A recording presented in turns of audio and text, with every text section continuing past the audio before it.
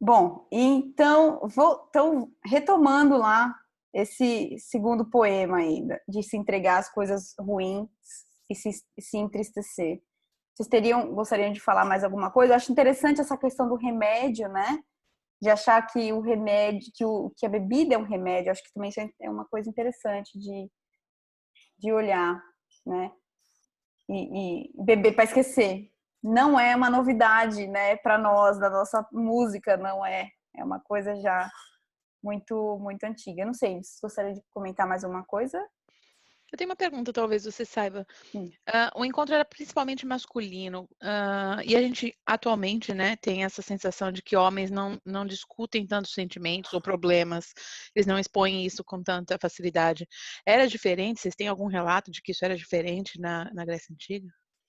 Você diz do âmbito pessoal, Os questões problemas que pessoais? eles ficam falando nos poemas, que eles, tipo, estão sofrendo, estão com alguma dor ou com algum problema, eles discutiam isso abertamente? Eu acho que a forma da poesia era uma forma de expressão desses sentimentos, né? Então, ali bom, pelo menos o que eu consigo acessar de memória, das coisas que eu li, esse momento era um momento mesmo de confraternização e de troca dessa elite principal, né, de uma cidade. Tanto que o Alceu, ele vai compor poemas de ataque a políticos. E esses poemas eram lidos, na verdade não, recitados, né, nesses ambientes. Então eu acho que havia uma espécie de uma camaradagem ali entre esses homens, né? Então eu acho que havia uma troca, sim. Não sei se eu acho que a poesia é uma forma de você expressar com uma certa impessoalidade, né? De você ter uma troca daquele sentimento sem necessariamente talvez admitir que é seu só, ele é coletivo, que está sendo trocado ali. Então acho que devia ter uma coisa do âmbito da divisão ali entre eles, mas não sei se é como a gente faria, né? Como nós mulheres fazemos, né? Mas uma forma mais livre, talvez. Eu acho que eles têm esse ambiente, esse espaço privado, porém compartilhado ali, que permitia essas trocas via poesia ou via discussões também, né? Talvez, não sei, aí teria que ter alguém que manjasse de antropologia para saber por que que hoje os homens não têm tanto assim, talvez, não sei também, não tô falando bobagem, mas ali eu acredito que a poesia era um espaço democrático ali de compartilhamento de expressão, né? E é interessante porque talvez a gente existia uma parte da casa para a mulher que também era o gineceu, que tem a mesma raiz de gineco, ginecologia, gine, que é mulher em grego. E talvez houvesse também nessas mulheres o entretenimento delas, né? Mas aí não se tem tanta evidência quanto o do espaço masculino. Mas não sei se eu respondo. Eu acho que havia uma troca, porém ela pode ser mais coletiva do que, de fato, Uhum. individual mesmo, né? Tá ok? Eu acho que, falando muito en passant, assim, sem muito conhecimento aprofundado, mas eu acho que essa construção da masculinidade como a gente conhece hoje, ela tem uma relação muito forte com o mercado de trabalho, né? Com, tipo, a posição do homem enquanto forte provedor externamente, e isso não existia nessa época, né? No sentido de trabalho remunerado num sistema, enfim, capitalista em que você vende a sua hora de trabalho, etc. Então, na verdade, eu estudo feminilidade, né? Então, tipo, eu sei que o conceito que a gente tem de feminino hoje em dia é recente, não é o mesmo conceito que se tinha na antiguidade. Então, provavelmente, a masculinidade também não era a mesma. É isso que eu digo, assim, Sim. não me prendo lendo sobre masculinidade, mas com certeza era um conceito muito diferente do que a gente tem hoje em dia. E a gente vê até, né, tipo, que exatamente as produções artísticas e românticas eram masculinas, né? E hoje em dia isso você tem, lógico, muitos homens, artistas e poetas e músicos, mas eles hoje em dia são vistos meio que como exceção, né? E naquela época isso era uma das profissões mais Era dominante, né? né? A produção tipo, era da artística elite, masculina. exatamente, era uma coisa da elite fazer poesia, né? Então... Sim. Não, com certeza. E a gente tem poucos resquícios do feminino, né? A maior poeta era Safo. E muitos poetas masculinos, né? Admiravam a Safo. A gente tem, né, no âmbito do epigrama, que é o gênero que eu estudo, algumas poetisas que chegaram até nós, algumas poesias dela, mas é do âmbito do feminino. Do fiar, do tecer, do cuidar da casa, das preocupações femininas de ser mãe, do âmbito feminino clássico, né? Existia muito essa diferença entre masculino e feminino, do espaço até físico, né, das coisas. E, por exemplo, das mulheres retratadas na iconografia, dentro do simpósio, seriam essas retaira, essas pornei, que seriam essas profissionais do entretenimento, não as mulheres dos caras. A mulher do anfitrião, nessa hora, eu acho que ela estava longe, né? No seu gineceu, tecendo, como Penélope na Odisseia. Sempre lá tecendo a coxa, esperando o marido voltar. Que também hoje dá muita discussão, enfim, do papel da mulher. Existe um ressurgimento, né, dos estudos femininos dentro dos estudos clássicos, né? E é nesse âmbito também que eu vou resgatar, isso foi parte de um projeto que eu fiz ano passado, essa escrita feminina dessas epigramatistas, né? Que eu acho que é importante a gente dizer que, embora seja culturalmente, a tradição cultural grega seja de escrita masculina, mas a gente tem também que lembrar que passou por um filtro ali de seleção temporal, como eu expliquei da outra vez, né, material, e realmente de transmissão.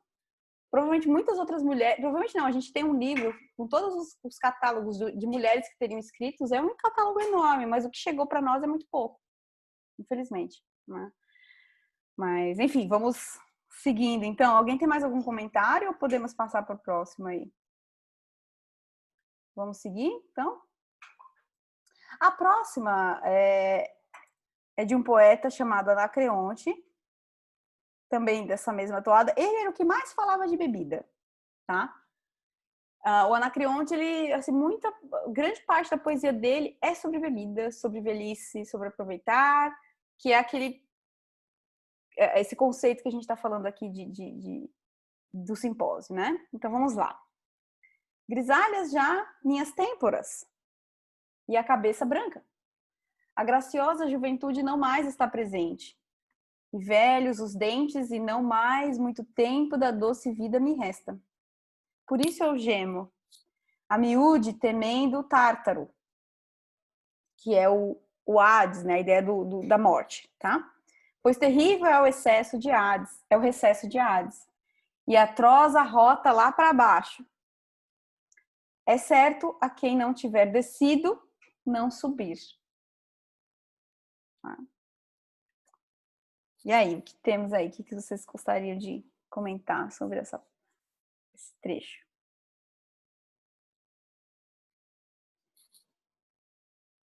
Vou deixar vocês aí, me ajudem aí nesse aí.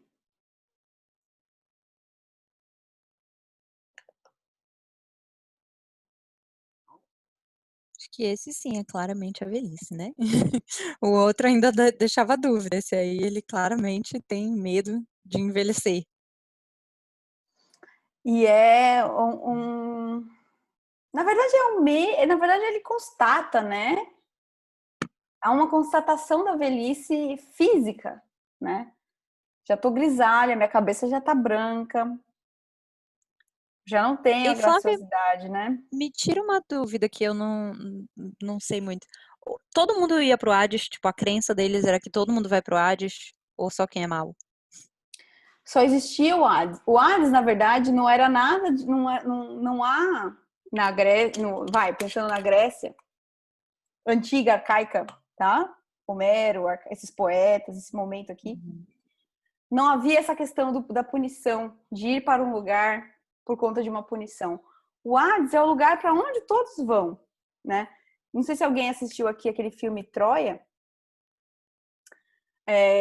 que aí bota lá eles colocam as moedinhas no molho, mas na verdade essa moeda viria na boca do morto, que é a moeda para dar ao barqueiro, que é a pessoa que faz a sua transposição da vida pelo Aqueronte, que é o rio da morte, até chegar no Hades. Então, todos vão para o Hades, para o mundo arcaico, tá? Ali pelo século V, já com auge da democracia, do teatro grego, das filosofias, né, de Sócrates, Platão, Aristóteles ali, começa-se a pensar numa divisão entre corpo e alma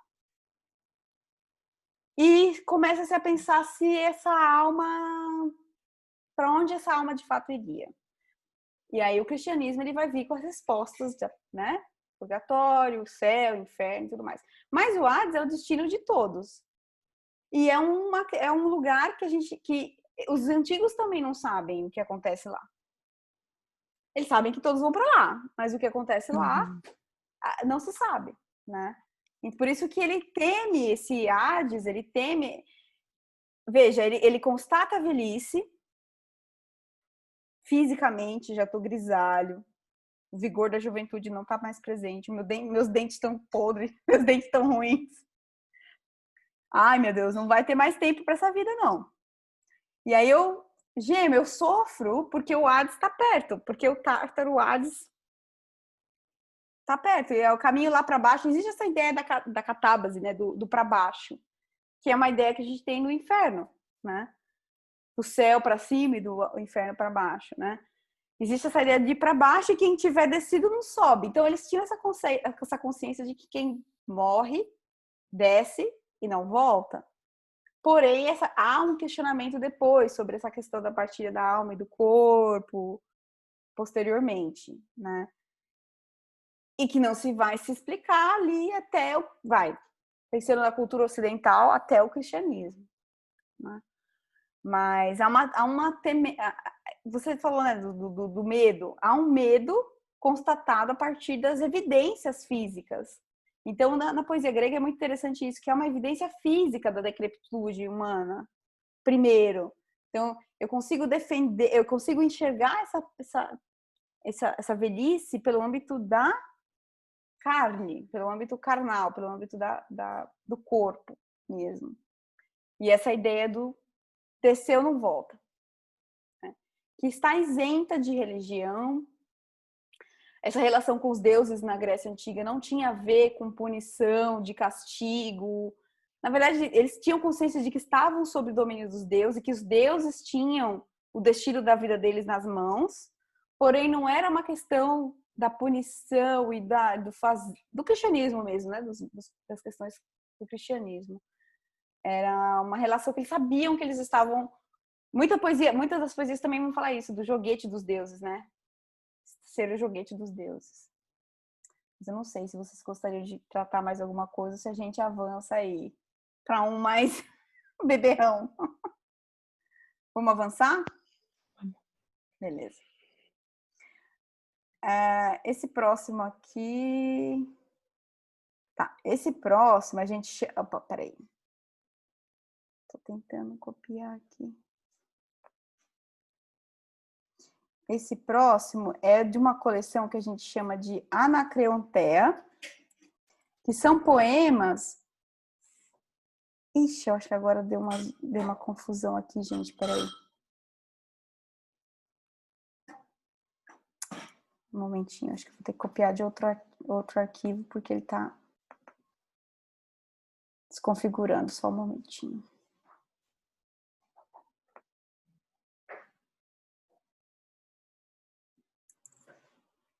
Eu vou colocar de novo aqui. Isso, agora foi melhor. Então, esse próximo é de uma coleção de poemas que a gente chama de Anacreonteia, que são poemas que não foram escritos por Anacreonte mesmo, mas foram escritos à moda de Anacreonte. Ou seja, eles imitam a poética de Anacreonte, que é essa poética do vinho, né? Então, ele começa lá. Trabalha a tua prata, Hefesto, e uma armadura... Perdão, vou começar de novo. Trabalha a tua prata, Hefesto, e uma armadura para mim não faças, não. Que tenho a ver com lutas? Mas antes faz-me um copo, tão fundo quanto der. Não ponhas nele, entanto, estrelas, nem a ursa, nem ouro brilhante. Por que me importariam as Pleiades, boieiro? Põe vinhas para mim com cachos de uvas nelas, e vacas para as colherem. Põe homens amassando as uvas com seus pés, e sátiros que riem, e amores feitos em ouro, e o riso da Citereia, e de Lieu formoso, e de Eros e Afrodite. Só algumas notas para a gente entender. Esse Hefesto é o deus que faz, é o forjador do metal. É o que fez a armadura de Aquiles, a armadura invencível, que fez os copos dos deuses, né? Então esse é o deus Hefesto que molda as coisas em metal. E aí ele fala que o que ele não quer que Hefesto coloque na sua taça, né? Então ele fala, olha, trabalha a tua prata, Hefesto, e uma armadura para mim não faças não. Tipo assim, eu não quero uma armadura não. A armadura do guerreiro, a que ele se coloca em contraposição com a guerra, com a cultura da épica, né? Com a cultura do combate. Eu não quero uma armadura não. Coloca para mim na minha taça vinhas, cachos de uva, as bacas, né, que eram as mulheres que cultuavam Dioniso. Coloca os homens amassando as uvas, os sátiros, né, que é aquela figura meio homem, meio cabra, que eram figuras das ninfas, né, dos bosques, que é o ambiente de Dioniso. Coloca os amores, Eros, né, o riso da Citereia, Afrodite, a Citereia é a Afrodite, né? E Lieu aqui também é o Baco. Ele rejeita aqui uma cultura masculina tradicional, né? Da guerra, da luta,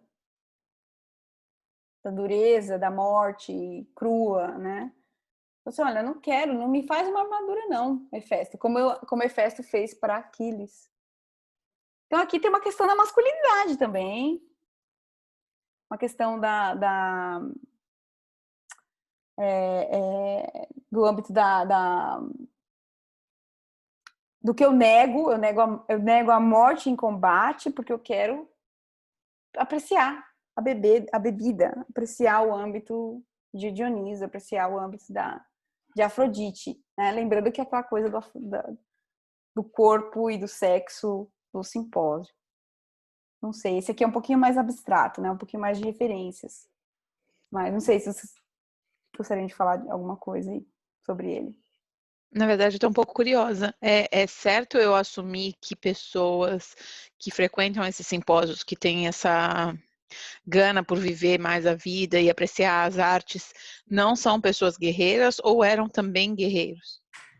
Eram também guerreiros, eram a elite guerreira também, né? Mas lembrando que geralmente essa aristocracia ela assumia na guerra posições de liderança do combate, não de linha de frente, necessariamente. Tá? Então, essa diferença aqui os dois, esse grupo fazia parte dos dois âmbitos, só que a aristocracia ela era do âmbito da liderança da guerra, não necessariamente da linha de frente. Né? Não sei se eu respondi. Respondi, né? Okay. Sim, obrigada. Porque eu fico curiosa de saber como seria uma reação de guerreiros ouvindo um discurso desse, do tipo, não, tá de boa, eu não quero lutar, não, vou ficar aqui bebendo. Eu fico muito curiosa de saber como é que teria sido.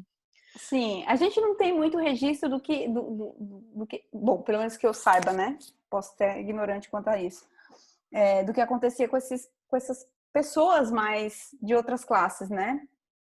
O que a gente sabe é que numa guerra, a linha de frente, o comando era da aristocracia e as outras classes seguiam como linha de frente, né? É muito diferente do que é hoje. Mas aqui há uma certa licença, porque ele está, na verdade, negando esse âmbito da guerra, porque para ele o prazer é mais importante. Eu quero eu quero uma taça, eu não quero uma armadura, né? Como também a gente vai ver, a gente veria no Poesia de Safo, ela negando, é mais bonita, é muito mais legal eu cantar. Ó, gente, tá gritando o pessoal aqui dos healthcare workers. É muito mais interessante eu cantar o meu amante, quem eu amo, não os carros da guerra. Então há aqui também uma distinção poética. Eu canto amor, a morte, as questões privadas e não o âmbito da guerra, né? Bom, o outro é muito interessante também, que é também da Anacreonteia. Eu vou passar para ele já.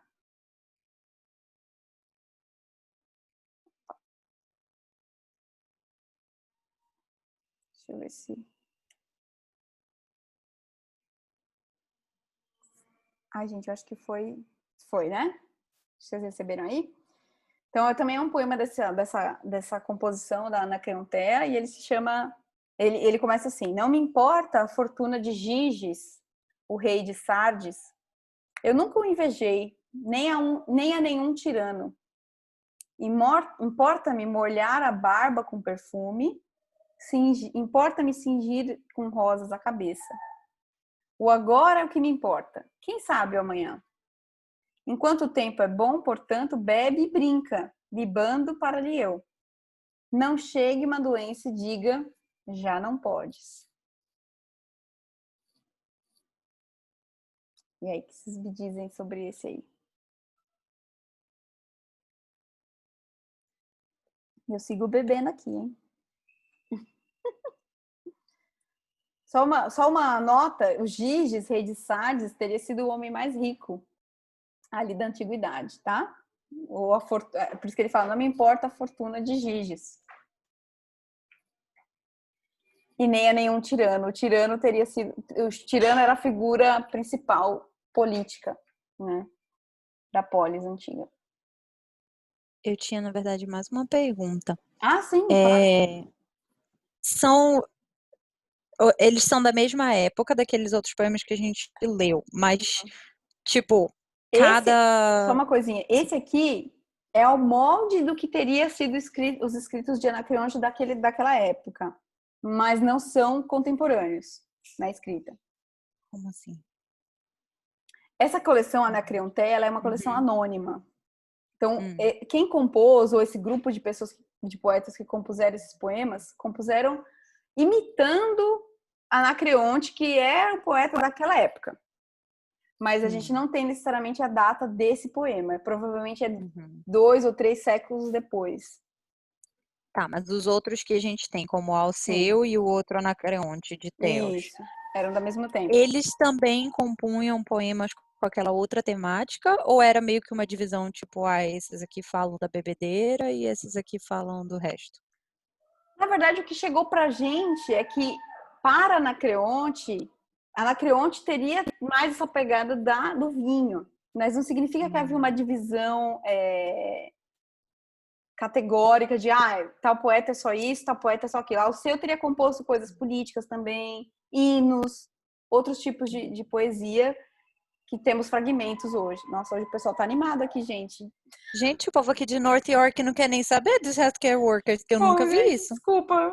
Nunca bateram uma panelinha aqui. Mas aqui, nossa, a gente tá animado. Bom. É que é sexta-feira. É sexta-feira. Mas, enfim. Então, assim, não existia essa compartimentação, né? Mas existia essa questão do que chegou para nós. Então, a Anacreonte chega com essa toada mais do vinho, mais da velhice, do que eu aproveito ou não. Ao seu, a gente tem fragmentos de outras temáticas também, tá? Então, não é necessariamente o que só eles compunham. É o que a gente tem hoje e que está naquele âmbito ali daquele momento histórico. E a Anacreonteia, que teria sido, lá pelo período helenístico, né, século III a.C., muitos séculos depois, ela tenta imitar essa temática, né?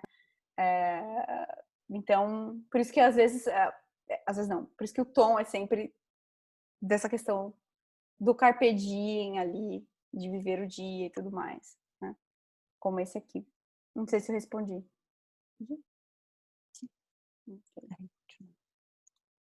Queriam comentar alguma coisa? É uma coisa interessante quando ele fala assim, importa-me molhar a barba com perfume, era também uma tradição, né, de se preparar para o banquete, se preparar para o simpósio, né? Se perfumar e cingir, né, como ele coloca aqui, cingir a cabeça com rosas, né? Colocar a guirlanda. Né?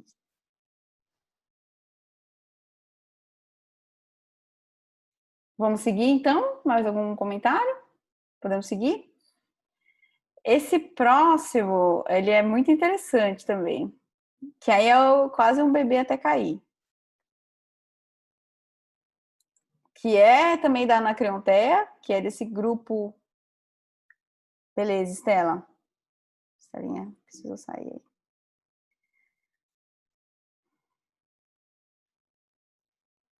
Então, o próximo poema, vamos lá. Também é dessa coleção da Anacreontea, né? Então, permita-me em nome dos deuses beber sem respirar. Eu quero enlouquecer. Enlouquecera Alquimião, bem como Orestes, brancos pés, após matar a sua mãe, bebendo vinho rubro, entanto, sem ter ninguém assassinado. Eu quero enlouquecer. Enlouquecera Heracles, brandindo a sua terrível aljava ao lado do arco de Ifto. Enlouquecera também Ájax, ao manejar o seu escudo e a espada que de Heitor ganhara. Mas eu, tomando a minha taça e com a minha guirlanda nos cabelos, não tendo arco nem espada, eu quero enlouquecer.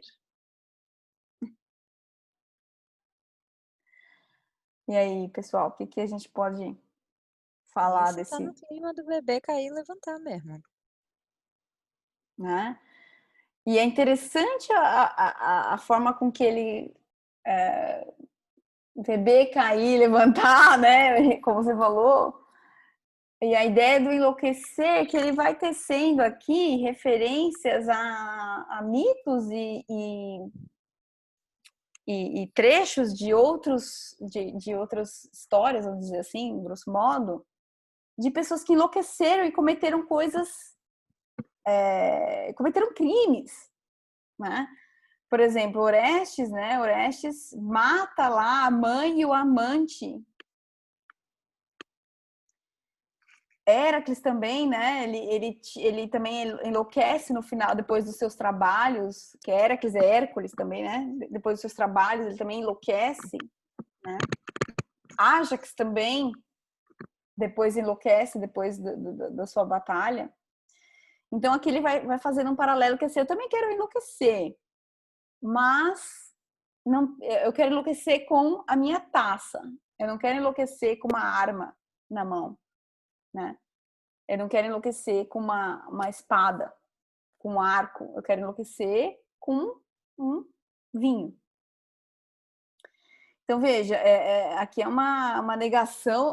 Há uma consciência que ele vai enlouquecer, que ele quer enlouquecer, mas não é para cometer atrocidades, que é aquela coisa do domínio. Eu tenho um domínio aqui, eu não vou ficar louco para matar o povo, para sair matando todo mundo, para sair fazendo coisas ruins. Eu vou enlouquecer dentro aqui do meu espaço, que é da bebida, que é da bebedeira, que é o do vinho, né? Com a guirlanda dos meus cabelos e com a minha taça, né? Eu não sei se vocês conhecem infelizmente, assim, eu não tive como dar uma pesquisada nos sertanejos, eu não conheço muito o repertório dos sertanejos, né? Que é o bebê até cair, levantar, que eu acho que é um trecho, né, de uma música. Tem uma música que é Bebê Cair e Levantar. E é bem antiga, por isso que eu sei. Eu não sei os atuais, mas essa eu lembro direitinho. Bebê Cair e Levantar. Então, eu não sei exatamente, mas assim, aqui a E ideia... tem aquela, acho que era do, sei lá, um desses grupos de pagode antigos, que é Então Eu Me Afogo num copo de cerveja. E não Isso. sei o que, a minha solidão, né? Exato. Tipo, é bem por aí mesmo. Mas eu Então, acho que, tipo, a Elisa falou, ela saiu, né? Mas eu acho que é bem isso mesmo, não tinha psicólogo, não tinha nenhum entendimento da, do psicológico, eu acho, assim, né? Então, uhum. nem remédio, nem tratamento para muitos males, digamos assim. Mas não quer dizer que eles não existissem, né? Que eles não estivessem lá. Então, o álcool era, o embriagar-se era realmente para esquecer os problemas da vida, né? Sim, e do convívio, né?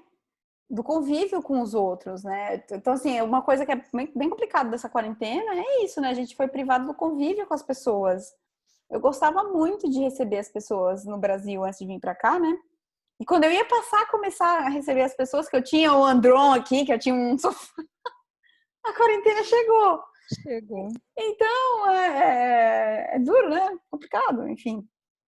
É. Mas a gente tem que lembrar dessa questão, dessa bebedeira do momento ali, que não é uma coisa descontrolada. Então, quando ele faz esses contrapontos, olha, não é para matar, sair matando todo mundo, sair tal, não é com escudo e pega a faca e sai correndo louco. Mas é uma questão eu vou beber, eu quero o meu âmbito da taça, né? E aí, pra gente encerrar, que também temos poucos minutinhos aqui dessa call, e a gente chegou no último poema aqui, que já é, então, aí mais pra frente, que é lá mais ou menos da época do Horácio, né? Um antes de Cristo. Acho que eu acabei falando um antes, um depois, mas é um antes de Cristo ali, né? Com Catulo, que ele vai falar, ele vai retomar aquela ideia do amor, né? Vamos convencer a crush de fazer o que temos que fazer antes da velhice chegar, né? Que é o Catulo, que é um poeta super bacana também. Aí já é em latim, tá? Então aqui a gente já tá num poeta latino. E aí a gente passa daquele âmbito da recusa, da guerra e tal, para convencimento do vamos unir, vamos amar, vamos transar, né? Que essa é a realidade que ele quer aqui. Então o Catulo, né? Esse poeta e também ele se coloca com esse nome nas poesias dele. Ele se endereça à lésbia, que é o nome dessa amada dele. Então ele fala lá: vamos, lésbia, viver, fazer amores, que as fofocas dos velhos mais ranhetas já não valem para nós, sequer merreca. Cada sol que declina já retorna. A ideia do Eminem, né? Quanto a nós, quando a breve luz declina, deveremos dormir a noite infinda. Quero beijos, milhares e centenas, depois mais, aos milhares e centenas, depois muitos milhares e centenas. Depois, quando fizermos mais milhares, misturemos a conta sem sabê-los. Nem malvados nos lancem maus olhados, se souberem que assomam nossos beijos.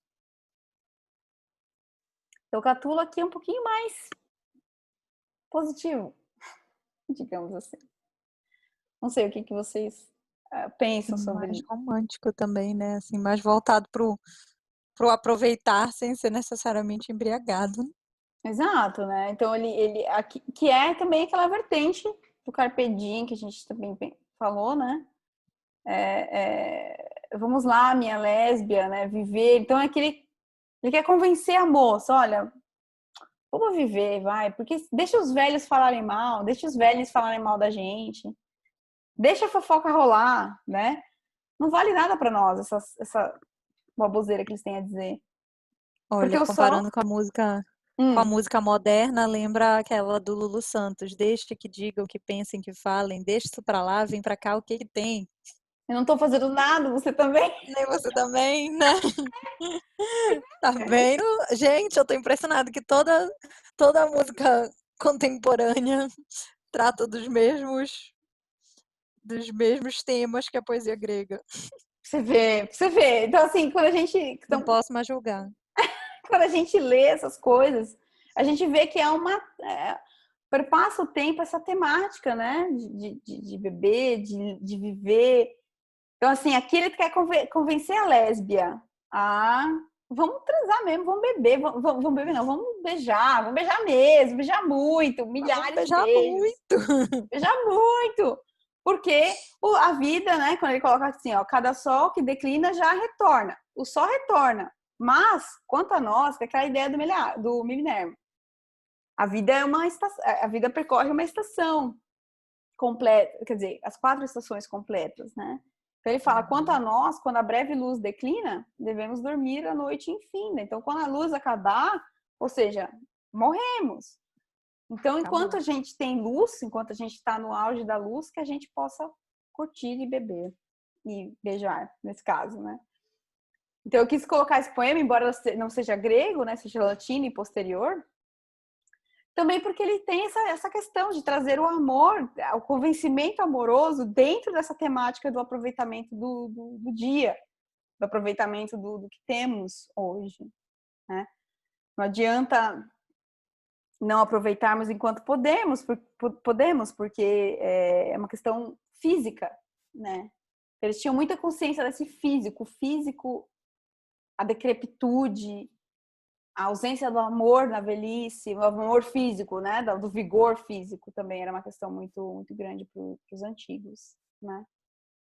E eram esses poemas. Eu espero que vocês tenham gostado e tenham curtido esse momento aqui, essas horinhas aqui. Adorei. De bebedeira, né? Não sei se a Cris quer falar alguma coisa aí também. Mas eu queria agradecer, a gente tem só 2 minutinhos aí para terminar. E assim, o que eu queria que vocês ficassem com essas 2 sessões de Carpe Diem é que muitas das coisas que a gente tem hoje, sim, o ser humano é o ser humano, né? As questões são questões de longa data, né?